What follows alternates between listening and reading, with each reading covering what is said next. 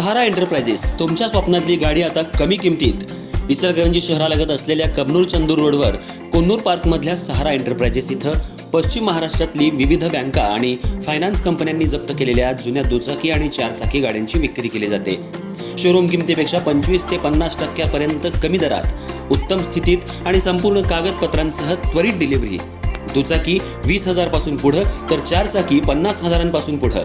आपल्या पसंतीची कार किंवा बाईक आता अगदी परवडणाऱ्या दरात घेऊन जा. विश्वास, पारदर्शक व्यवहार आणि उत्तम सेवा हेच आमचं वैशिष्ट्य. पत्ता Konnur park, Kabnur Chandur road, Ichalkaranji. Proprietor Rajubhai Ajgar. संपर्क 8055810910 आणि 9860785786. सहारा एंटरप्राइजेस, दर्जा, विश्वास आणि बचत यांचं परिपूर्ण ठिकाण.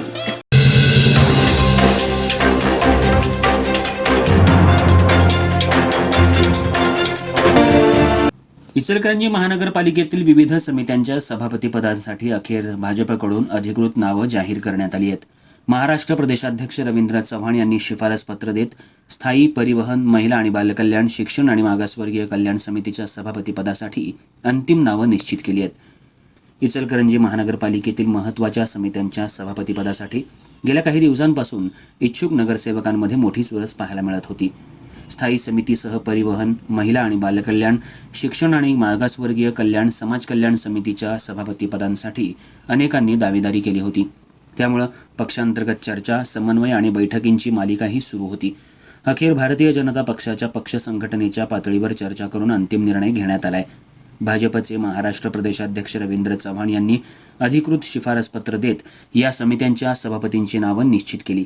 यानुसार सतीश वसंतराव मुळीक यांची स्थायी समिती सभापती म्हणून निवड निश्चित करण्यात आली आहे, तर अरुणा प्रमोद बचाटे यांना परिवहन समितीच्या सभापतीपदाची जबाबदारी देण्यात आली आहे.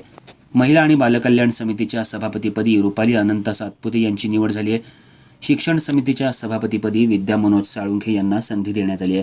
तसंच मागासवर्गीय कल्याण अर्थात समाज कल्याण समितीच्या सभापतीपदी रुबेन सखाराम आवळे यांची निवड निश्चित करण्यात आली आहे. प्रदेशाध्यक्ष रवींद्र चव्हाण यांच्या स्वाक्षरीनं हे अधिकृत शिफारसपत्र गटनेत्यांकडे देण्यात आलं असून त्यामुळं इचलकरंजी महानगरपालिकेतील समिती सभापती निवडीवर आता अधिकृत शिक्कामोर्तब झालंय.